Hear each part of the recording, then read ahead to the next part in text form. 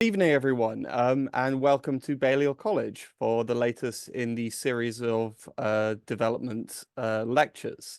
My name is Dr. Nicholas Dickinson, and I am the Bingham Fellow in Constitutional Studies here at Balliol.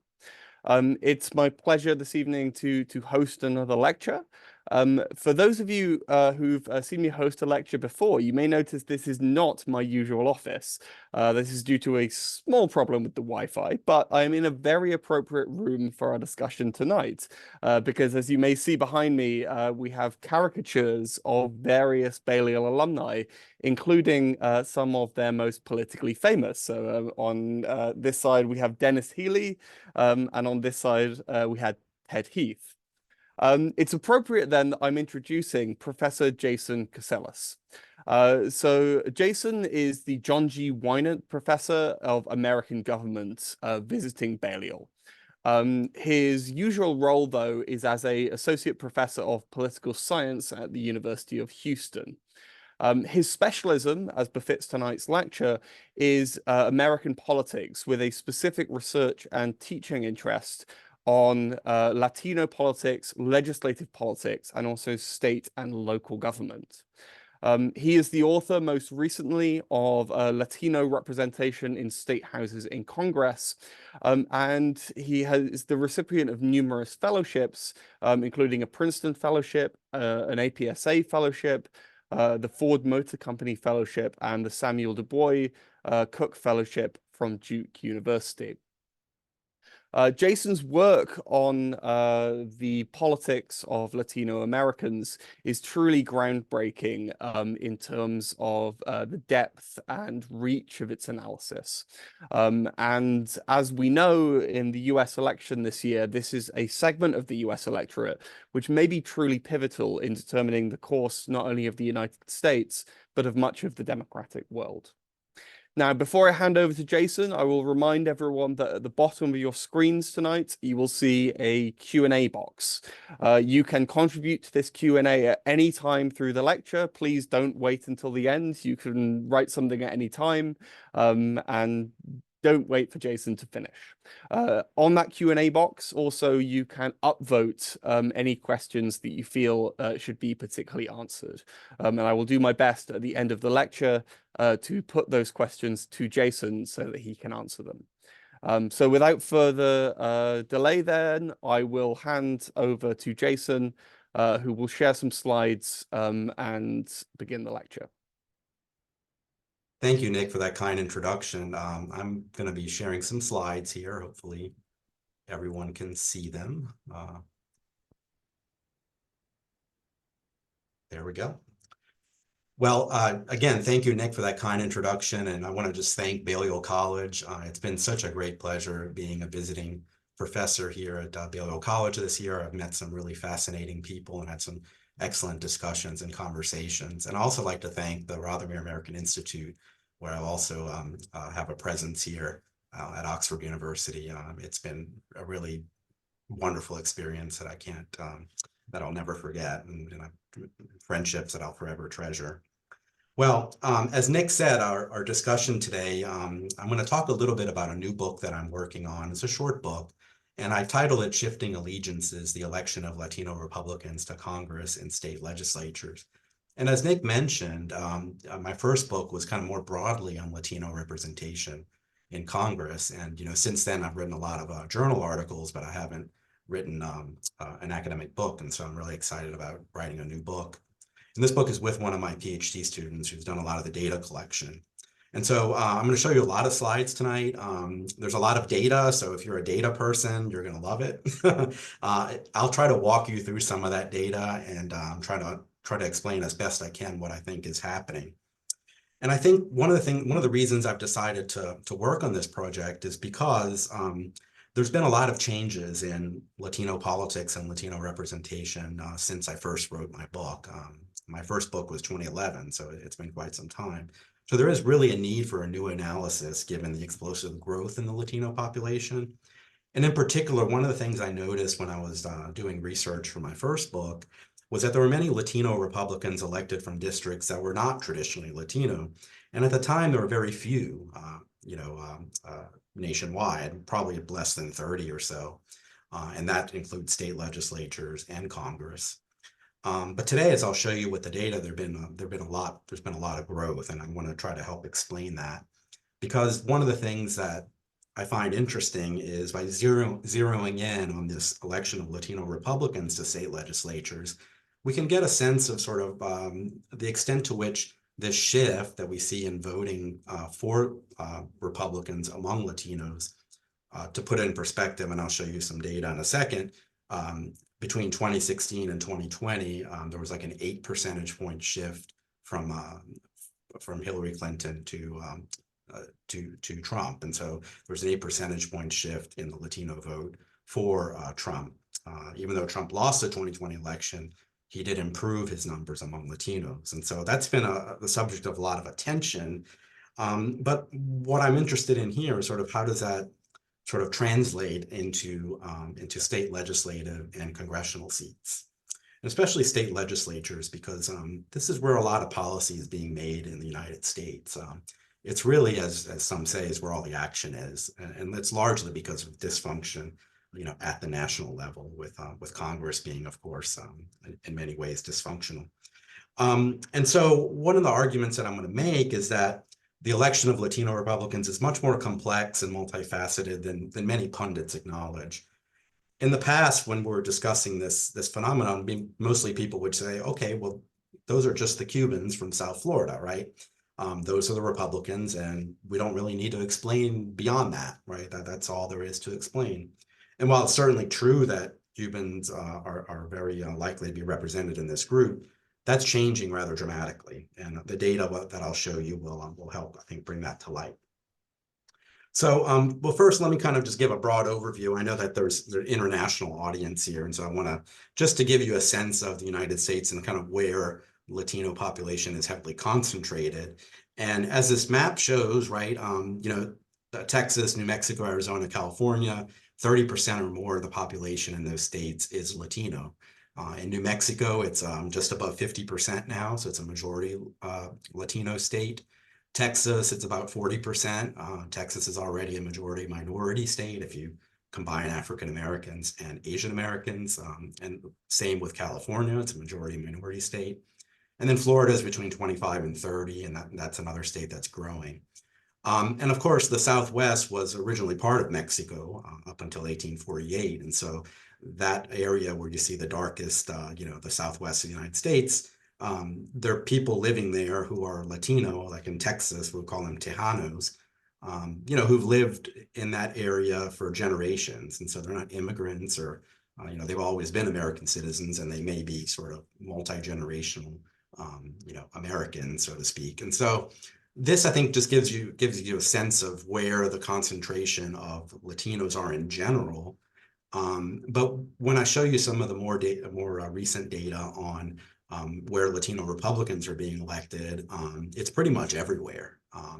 Now, I want to be sort of clear about this, that it's not, in the grand scheme of things, there are more Latino Democrats than Republicans, but I think this growth is really interesting to look at and explain.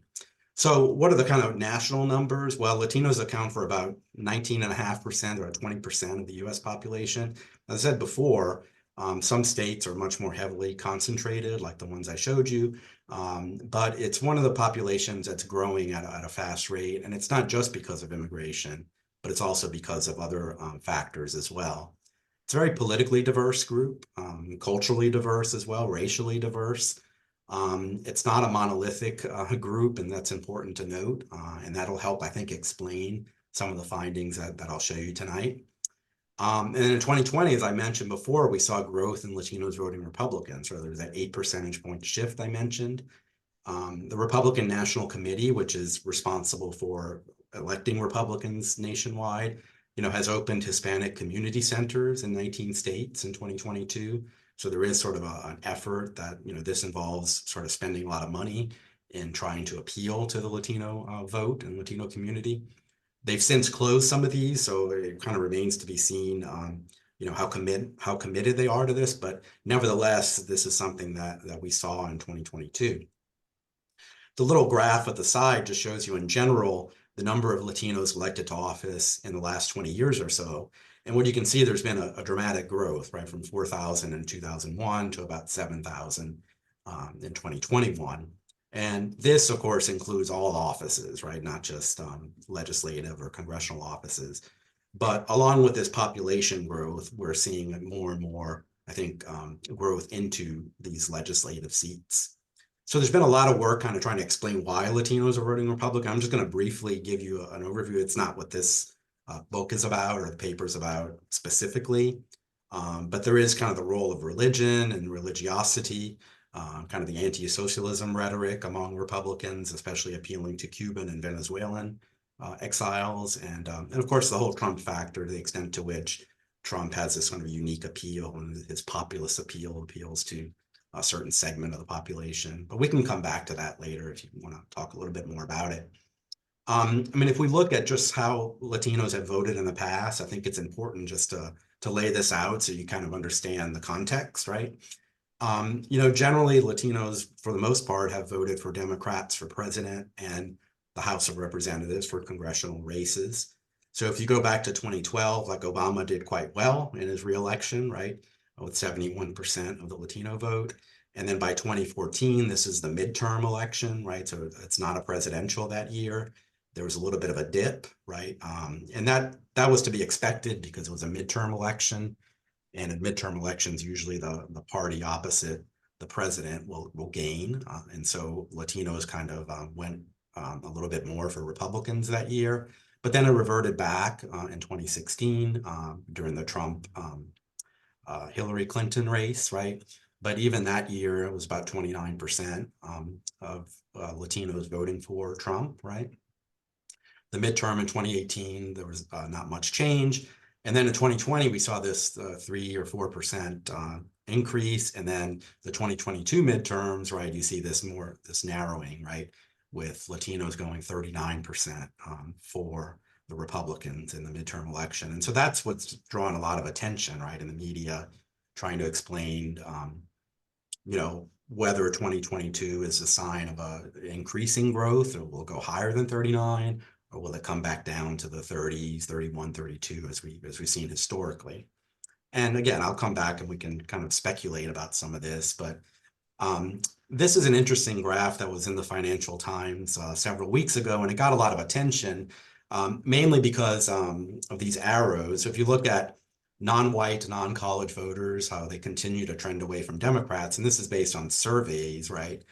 And you can see in 2020 and 24, right, the 24 would be an estimate. So, obviously there haven't been any votes yet, but there was some criticism about the arrows, right, and sort of suggesting that the elections will, for example, if we look at Hispanics, that will trend more towards Republicans in 24, than in 2020. But we don't know quite yet whether that's accurate, but it seems to suggest, right, that there has been this movement between 2016 and 2020.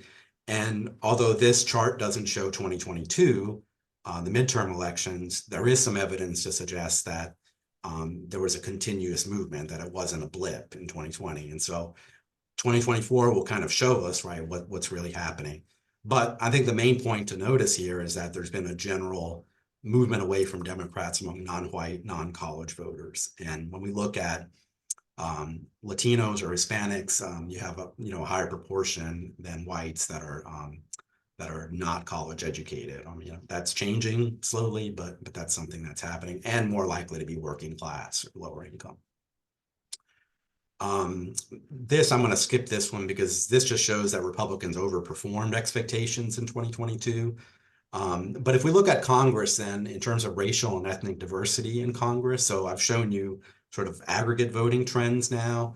Now let's look at Congress. So we go back to 2001.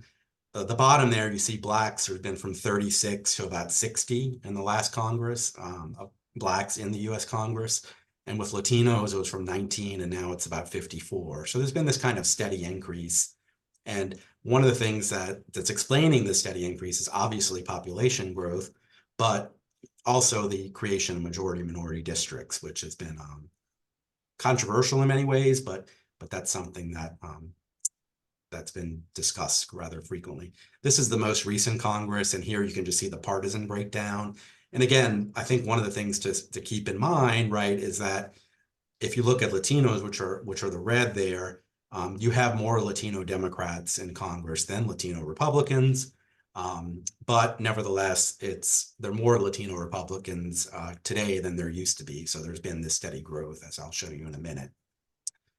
So one of the things that I'm going to discuss when I show you the data is that the power of the Latino electorate is something that I think is obviously both parties are starting to pay a lot of attention to. We're seeing more Latino candidates run for office. And the data set that I've been able to help collect data on is a data set that's not just those who are elected to office, but also candidates. And so we're able to see not only kind of the supply end, but the demand. So we're able to see candidates as well as winners. And one of the things that I'm going to talk a little bit about is just the profile of Latino Republicans in elective office. Who are these individuals serving in Congress and state legislatures? How are they similar or different than their Democratic Latino counterparts? And I titled the book Shifting Allegiances because that despite predictions that Latinos would just abandon Republicans with the rise of Trump in 2016 because of his rhetoric on immigration and other things, there has been, as I've shown you, this increase in Latinos voting for Republicans since 2018, and correspondingly Latino Republican candidates running for office, right? And so you have people like Michelle Pena from Arizona, who is a Latina Republican who, ran for office. And, if you looked at her profile, she had $1,600, which is not a lot of money. She won by 3,000 votes in a South Arizona majority Democratic district, right? Now, to keep this in mind, this is kind of an outlier, right? Because you don't normally see Latino Republicans winning in these highly Latino Democratic districts outside of South Florida, right?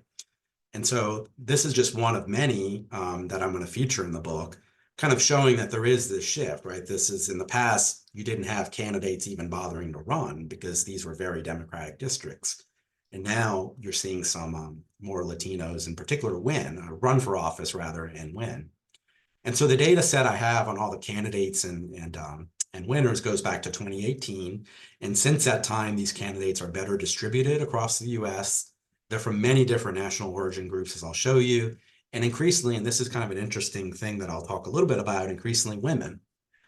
There are more and more women running, Latinas like Michelle Pena, and they're more likely to win and attain crossover voting as well when we talk about majority white districts. Texas has gotten a lot of attention because of this shift in South Texas, which, again, Texas, we often see it as a very Republican state, and indeed it is. But generally, the Latino vote in South Texas, in what's called the Rio Grande Valley, has been strongly Democratic in the past. But one of the things that I want to be sort of clear about is that Latinos in Texas, this is a very rural area, right? And these are very people who live in rural areas. Their views on things like guns and abortion and religion, don't coincide with a lot of the mainstream of the Democratic Party today, right? And so this is why Republicans have sort of taken advantage of this opportunity to try to appeal to these rural Latino voters. And just in the past few years, you've had these two women, Mayra Flores, the one on the left there, and Monica de la Cruz, elected to Congress from these majority Latino Democratic districts, right? Mayra Flores has since lost her race for re-election, but she's running again in a different district, and so that's going to be a competitive race. But de la Cruz was able to win in this majority Latino district in South Texas. And so her story is one that kind of shows, in many ways, what I'm going to show in this book, right? That you have this growth in Latino Republican candidates in places that are new, right? They're places that are not South Florida, right? And this is something that's happening not only at the congressional level, which is the case with these two women, but also at the state legislative level. But not just Texas, right, which is one of those states, as I mentioned, that sort of has a lot of Latinos. California, which is seen as a very Democratic state. Senator Rosalisi Ochoa Bo became the first Latina Republican to win in California from a district that had large numbers of Latinos. Again, one example of that this is happening not just in conservative states like Texas. And then you have on the other side there a state representative from Mississippi, right, or the Mississippi House, which is another place you don't expect any kind of Latino to win in. And it's important because I think one of the things that we often don't realize is that there can be some pushback in some of these very conservative areas. In the case of Aguirre, there was an interesting story that was a headline in one of the newspapers, the British newspaper.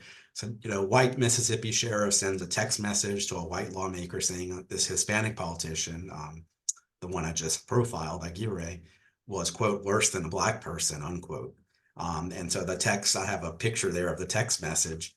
And this is an area where it's only 3% Latino. And so this candidate, Shane Aguirre, doesn't, and if you look at his campaign materials, doesn't sort of advertise or talk a lot about his Latino identity, right?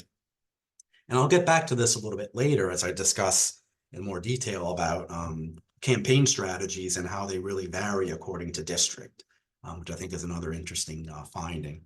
So just kind of a brief overview of the book that I'm writing, and it's almost done. It's going to be published with Cambridge. It's a Cambridge Elements series, which is a kind of a shorter book, and so I hope they get it out before the election, in November. But the chapters, of course, it's starting with the first substantive chapter, and I'm going to try to cover some of this as much as possible, but we don't have too much time. But chapter 2 is where I look at these Latino Republican candidates and kind of identify who they are, right?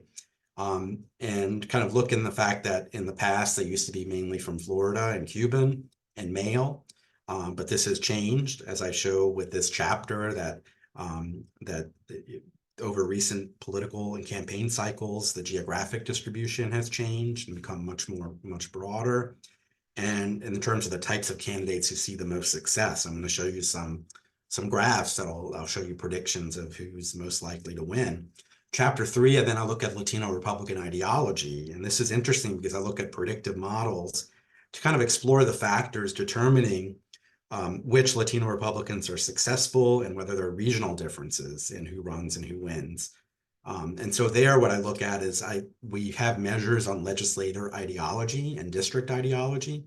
And so we can judge the efficacy of ideology as a predictor for Latino Republican electoral success. And this will become a little clearer, I hope, as I show you some of these graphs in a minute.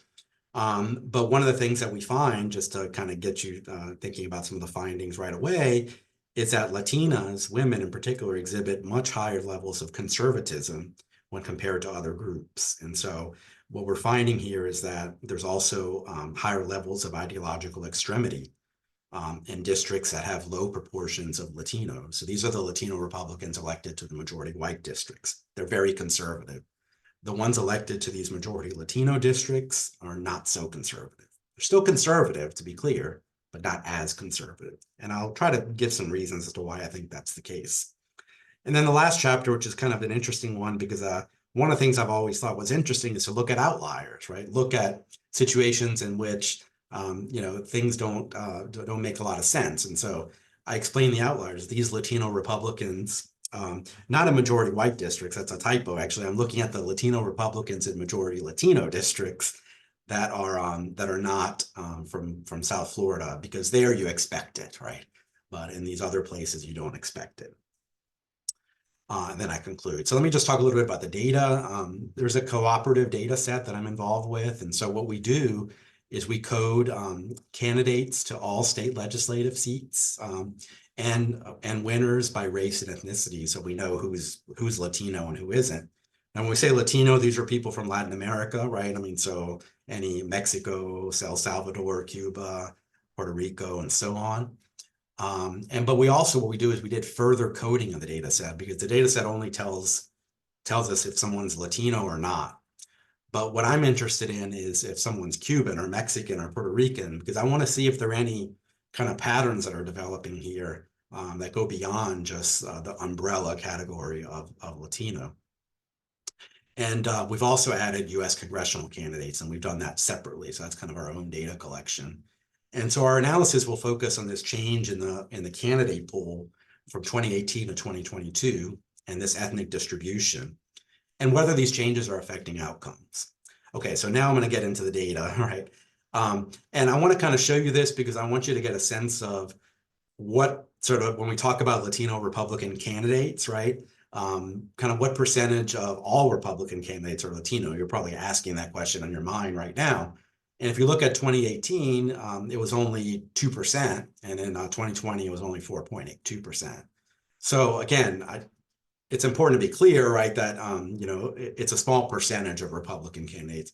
Most Republicans running, right, are white. So you can see it in 2018, it's 94%, in 2020, 91%. So a little bit of a drop off. But I think it's still interesting that there was sort of a growth from 135 to 222 among Latino Republicans just in that 2-year period. But if you look at party breakdown between 2018 and 2020, again, here you see most Latinos running for office, like for Congress on the top chart and for state legislature at the bottom. Most are still going to be Democrats. So you have 69% in 2018 and about 60% in 2020. But again, you go from 18 to 25 at the congressional level of Republicans. So that I think is pretty significant. And at the state legislative level, you go from 135 in a 2-year period to 222. So again, there's been this sort of steady growth among Latino Republicans running. In terms of geographic changes, and this is in Congress, I mean, what you can see in 2018 and 2020, that you have Latino Republican candidates running in a lot of different places, right? Oh, I'm sorry. So here you see them running in Arizona, California, Connecticut, like one in Connecticut. I see the screen may chop off at the bottom, but it's just one there at the bottom. And most places will only have one candidate, right? But you can see where Texas has 8, which is the highest of Republicans running for Congress. And then the next highest would be California, right? Which makes sense. And then Florida is 4. At the state legislative level, here's where you see it get interesting because you see pretty much every state here represented.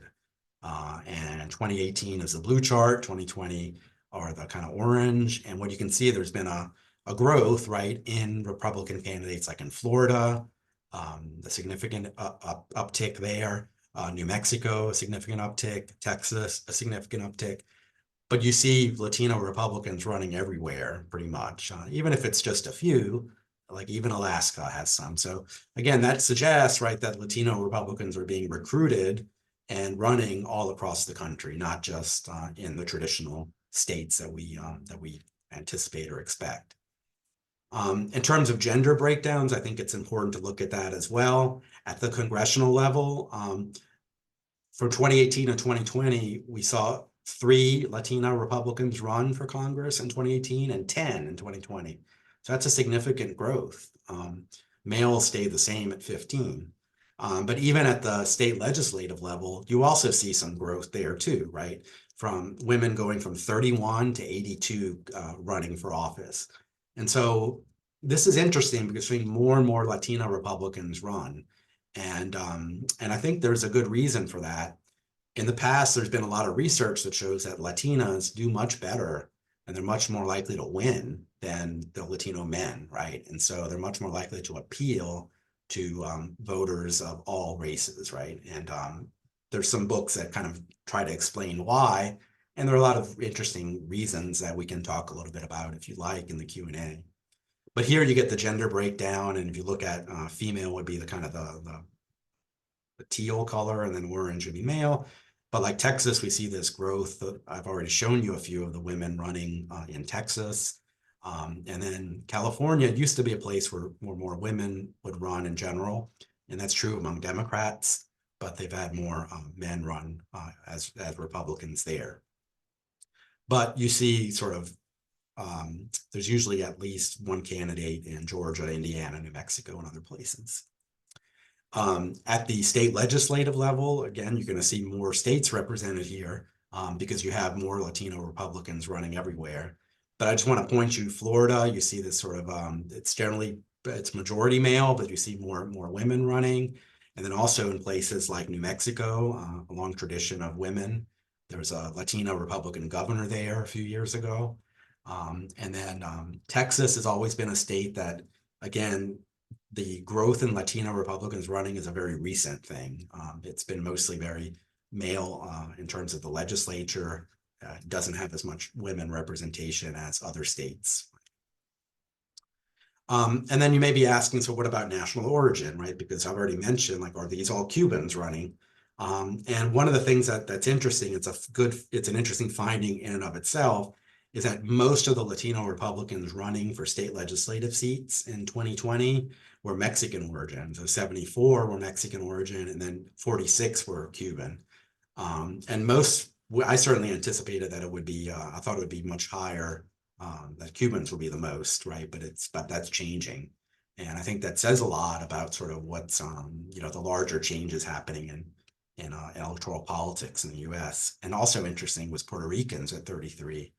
Puerto Ricans were the most democratic of the Latino subgroup. So that's another interesting kind of finding where we see this growth in Puerto Rican Republicans running. If we look at by state, again, we have like pretty much every national origin group represented here. Argentina, Colombia, Costa Rica, and these are all Republicans running in a lot of places. I think one of the interesting things that I want to just point out is that top kind of blue, it's Latino subgroup unknown. And this is an interesting part of the story because as we were trying to investigate these candidates and figuring out their ethnicity, many of these candidates don't advertise their ethnicity, so it's very difficult to ascertain their national origin, right? And in some of those cases, we just cannot code them because it's unclear, right? And so that's kind of an interesting story that we can come back to and talk a little bit about.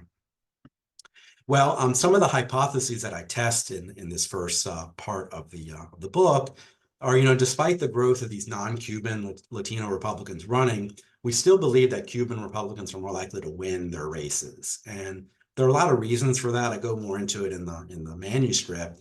But the bottom line there is that Cuban Republicans have been politically incorporated much longer, and so they're much more likely to win because they have this sort of history of sort of having access to political networks, having access to financial resources, and so on. But because the Latino Republicans running in other parts of the US are more newcomers, right? They're not going to have those same kind of electoral networks. And so that's why we expect that. And then we also kind of think that Latino Republicans are less likely to identify as Latino in their campaign materials, outside of Florida and South Texas, right? Where those districts are going to be very Latino, so they have an electoral incentive to do that.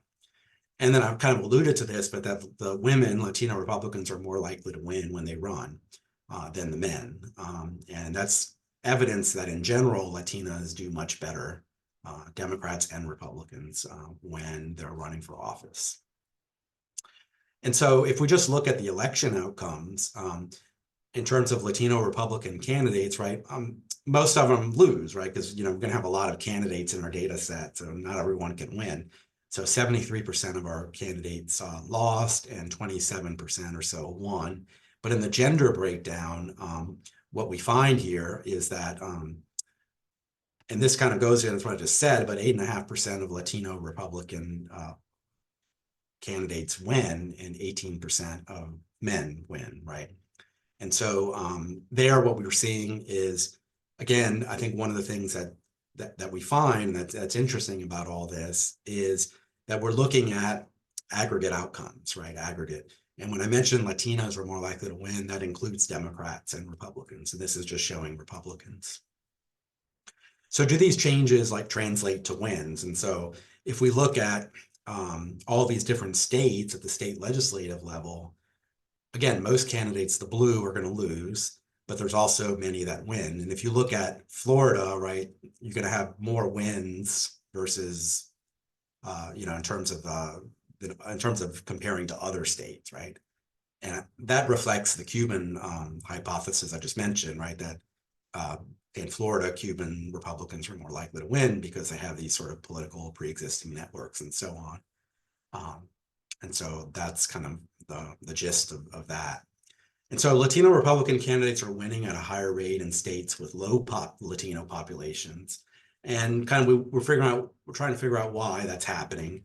And part of it, and what we're finding, is that there's this role of religion. Many rural states with these Latino Republican winners have large evangelical populations. Many candidates don't feature their ethnicity on any campaign material, and so they're advertising themselves as conservative or family values oriented or any kind of Republican or conservative talking point. And that gets at this ideological congruence, right? That they're going out of their way to emphasize their conservative credentials, rather than any kind of identity politics. They're kind of really showing their conservative credentials, especially those that are winning in these majority white states. And so this graph comes from our statistical model, which I can explain in detail, but basically what it shows you is that the x-axis at the bottom, if you look at the Hispanic population in the district, ranging from 0 to 100%, and then on the y-axis would be electoral success, so from 0 to 80%, meaning just the probability of winning, right? And so basically what you see here is that the graph opens up because if a district is very, very Latino, right, if you look at the sort of upper right-hand area, they're much more likely to elect Latino Democrats, right? And so that would be pretty much everywhere except South Florida. But interestingly enough, right, if you look at districts that are 25 to 50% Latino, they still have sort of a fairly decent chance of electing Latino Democrats, but also some Latino Republicans.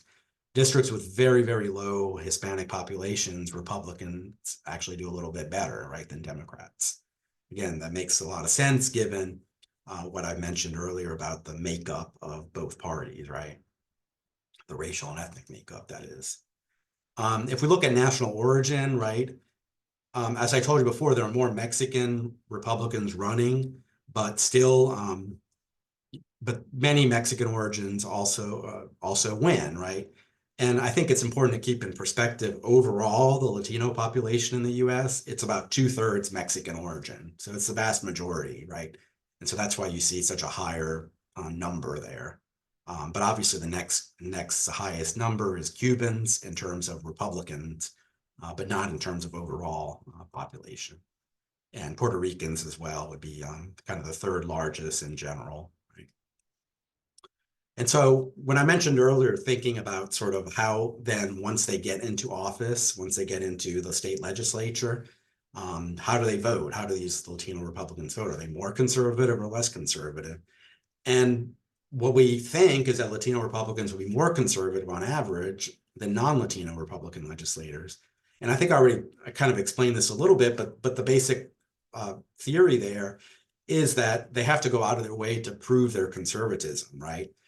Because many white voters in particular will look at Latinos and assume they're Democrats based on demographics. It's more the case with African Americans, actually. And so that's why we see a lot of Black Republicans are very conservative, right? And we think that this is true with Latino Republicans as well, because outside of Florida, right, where the Cubans are kind of seen as an exception, Latinos in general are assumed to be Democrats, right? And we also expect that Latina women are more likely to be ideologically conservative than non-Latino counterparts, because Latinas, so there's also a gender gap, right? So that women are more likely to be Democrats in general, right? So that Latinas will be perceived as even more likely to be Democratic, right, or liberal. And so that's why we expect that. And we also expect the conservative ideological extremity of the Latino Republican legislator will increase as we get fewer Latinos in a district, right? Meaning more whites, right? Because whites will be more conservative generally, right? And so what this graph shows you is ideological extremity. And I can go into what this measure is. It's a score by another political scientist that looks at all the state legislators, and they do a score determining their left to right ideology, right, for every single legislator. And so if you go on the x-axis here from 0 to 4, so it's from left to right, left being, of course, more liberal, right being more conservative, and on the y, it's the Hispanic population in the district. And what this is showing simply is, like I mentioned before, right, as the districts with higher Hispanic populations are going to have sort of less extreme Latino Republican members. The districts that have fewer Latinos in them, like all the way there on number 4, are going to have more extreme Latino Republican members, right? And this is borne out in the evidence. I mean, we do see this, right, that the Latino Republicans who represent the majority Latino districts will be generally more moderate than the ones representing the majority white districts. And if you just look at the estimates in a sort of a statistical model, here you can see Latino candidates are much more likely, if you look at sort of the coefficient of over 1 here. Just basically what this means is that Latino candidates in general are going to be more extreme than white, Black, or Asian candidates. So they're going to be much more likely to be more conservative. And this is what I mentioned earlier. They have to go out of their way to prove their conservatism. And so they're going to be voting much more conservatively. And so, yeah, we're about 45 minutes in, and I don't want to talk forever. I like to have a conversation. But one of the things I want to just conclude with is that, you know, these allegiances are shifting among Latino voters, right? There are more Latino Republicans running for congressional and state legislative seats from all kinds of districts. You know, when we talk about Latino Republicans, it's not simply a South Florida phenomenon with Cuban Americans. That used to be the case, but that's no longer the case. And I think it's important to monitor these things because Republicans are making efforts to appeal to Latino voters. And not only that, they're running candidates and funding and trying to support candidates to take on Democratic incumbents in all parts of the country, right? And so as we see more and more Latinos vote vote Republican, right, this can translate into legislative seat gains, right? And because most policy now happens at the state level, this is why we should pay attention to what's happening in state legislatures across the country. Yes, it's important who the president is, and presidential elections are obviously very important, but I think we often lose sight of the fact that power has been devolved to a lot of the states, and so a lot of really, really consequential policies are being made at the state level. And so it's important to understand who gets elected to these offices, right? And then finally, Latinos are moving to these key battleground states, making these shifts more meaningful. So again, if you have a shift of 8 percentage points in a state, let's take Arizona, for example. Biden won Arizona by 10,000 votes in 2020, right? And it's a state with about 30% Latino population. So if Republicans do a little bit better among Latinos in Arizona, then that makes a difference in who wins the state. So all these things are interlocked, right? And that's why I think it's important to look at these legislative seats and what's happening in Congress as well, because it kind of helps us understand, I think, the broader picture of American politics. You really can't understand American politics without understanding these shifts that are happening among Latino voters, but also you see it among Black voters, which I didn't talk much about, but these shifts are important. And really could affect outcomes in future elections that are becoming much tighter than they used to be. And so thank you for listening. And I really look forward to answering any questions you may have or clearing up anything that was too confusing. I know I provided a lot of data there for you, but it's really exciting project that I'm working on. And I'm really excited about seeing it published later this year. So thanks so much. Thank you, Jason. That was a really fascinating lecture, and Share. yeah, great. I can see you better now. So I'll wait for a few questions to come in on the Q&A, and again, a reminder to the audience, you can submit those now as always. Perhaps I could start though with so you and I are both political scientists, right? And so you'll be familiar with a very famous book called The Emerging Democratic Majority, right? Which was this idea that as American demographics change, the American population becomes more diverse racially, this would sort of lead to an inevitable tilt towards democratic politics, and that Republicans would find it harder and harder to win elections. And I suppose one way to interpret your work is a challenge to that. So I suppose what I want to ask you is, I mean, is it a challenge to that? And if it is, what is the biggest thing that this narrative, right, that lots of us heard and believed of an emerging democratic majority got wrong? Yeah, so that's a good question. There's Judas and Texera, and it's really interesting because they wrote a book, a new book, saying that they were wrong. So even they Yeah. admitted they were wrong. Mm, So I'm in good company, right? mm, Their new book is Where Have All the Democrats Gone, right? So yeah, I mean, I think the key question here is, yeah, there is this sort of idea that demography is destiny, right? And that sort of voting patterns are sort of static, right? And this idea that, if Latinos are voting 2/3 for Democrats today and a third for Republicans today, that's not going to change. It's going to be the same. And mm, because of this, this demographic growth, yeah, it's inevitable, right, that you'll have this Democratic majority. So it doesn't take into account that, there is going to be competition, that parties will adapt to try to win elections and reach out to different categories of people, right? And so I think there is a sort of expression in Spanish called el cuento de los números, right? It's kind of the story of the numbers, right? And mm, so this idea that Judas and Texera has sort of been debunked because, again, in politics, things change rather quickly, right? And we see this in all kinds of societies, right? Where you can't assume that voters will do the same thing next election, the election after that. That there is some sort of sense, right, in which voters will adapt, especially be susceptible to outreach. And another thing I'll mention when we talk about the Latino voters is that so you have immigrants coming in, right, and people being naturalized and becoming citizens. And when we look at sort of partisanship, in general, partisanship has become very entrenched, right? People are become mm, more partisan and more attached to their party ideology. But many immigrants who come from Latin America, they don't have strong attachments to either mm, party, right? I mean, they're going to look at the candidate and look at what they're offering, and they're not so committed to one party or another. And I think that was a mistake in thinking that the acquisition of partisanship among whites in the U.S., which is, schools, churches, and I mean, it's sort of the family influences, that's automatically going to be the case with immigrants, right? And we know that that's not true, right? That if you look at the intensity of partisan attachment for Latinos, it's not an intense partisan attachment. So, there is this sort of back and forth. And, we saw it with Bush doing quite well among Latinos in 2000, 2004. And so, I mean, I think that's, kind of, if we look at what's happening at the state legislative level, we can see, right, that there are these inroads.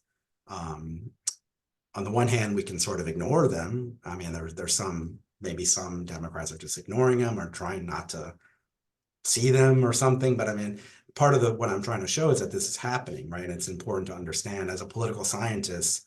I think our job is to look and try to explain what's happening, right? mm, mm, We can sort of infer different ways to remedy it or whatever, but I think the important thing is to look at what's happening and try to understand it as best as possible. mm. So, of course, another theory in this area, and I think some of your data speaks to this, is the so-called Hispanic whitening hypothesis, right? That what we really think about as Hispanics are, as with previous immigrant groups, like, for example, Irish Americans, who sort of become white and they start exhibiting white voting patterns.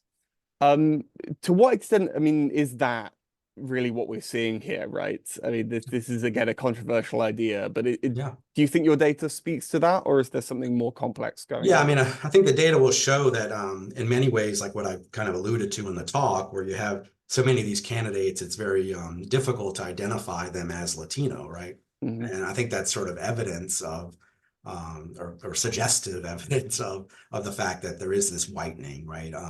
And it's really interesting because if you look at many Latinos in many places, like in South Texas in particular, I mentioned South Texas and the rural Latinos, they're much more likely to identify as white right there than in other parts of the country.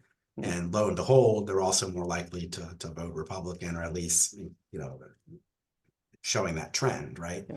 Um, and one of the things that's interesting too is that Latinos have the highest intermarriage rates, with whites than any other Right. group.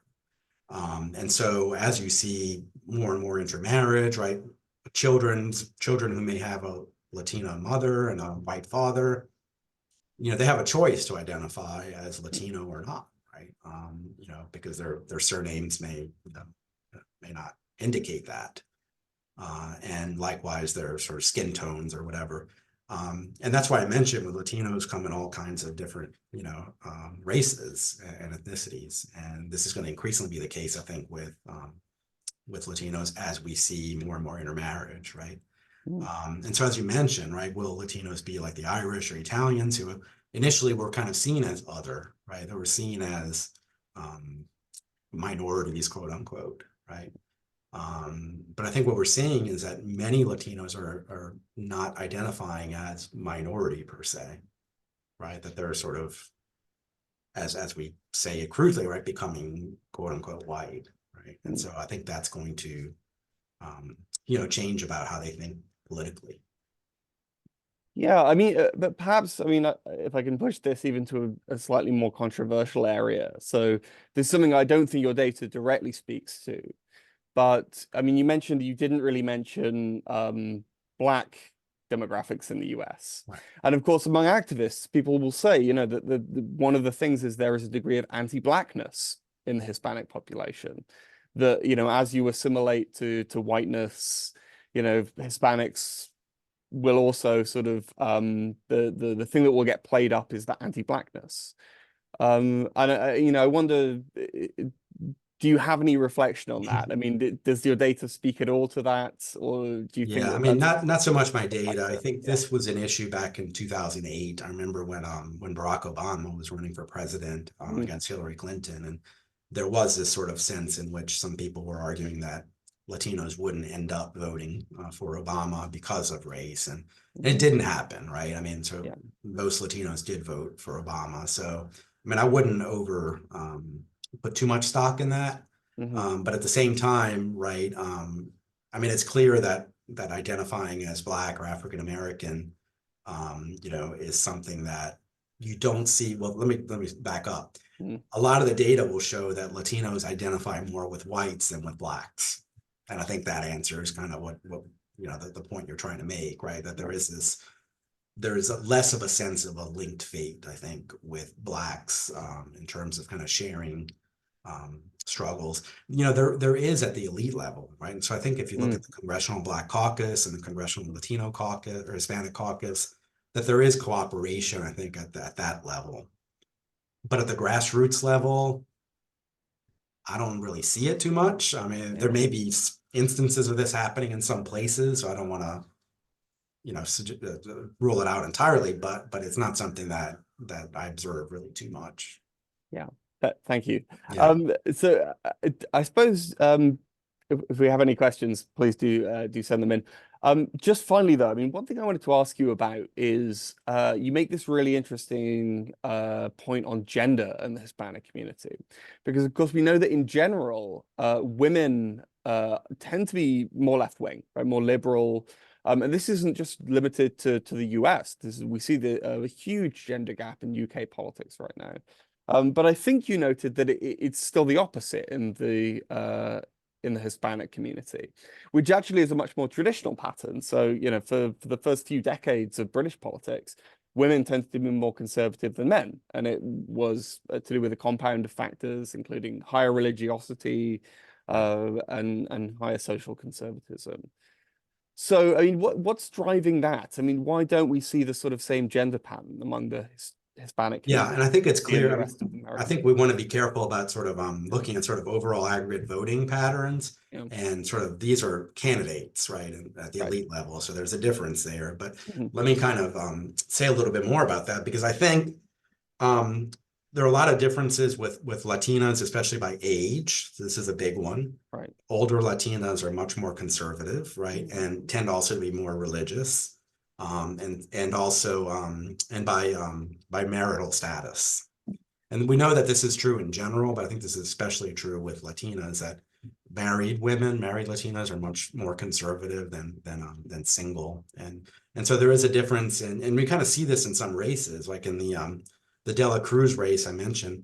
Her opponent was a young Latina named Michelle Vallejo, and she was very progressive, sort of I think she was single, I don't know, but she was very progressive, and I think De La Cruz kind of represented the more sort of religious older woman, married woman versus the younger, and so that was sort of, I think, emblematic, right, of that district, of that sort of that distinction among women in the Latino community, and so. When it comes to yeah, I mean, I think this gender gap in the aggregate is still there, I think, so that Latinos are more likely to be Democrat than Latino men. And in fact, young Latino men, 18 to 25 or whatever, they're the most likely to have shifted to Trump, right? Which makes sense, right?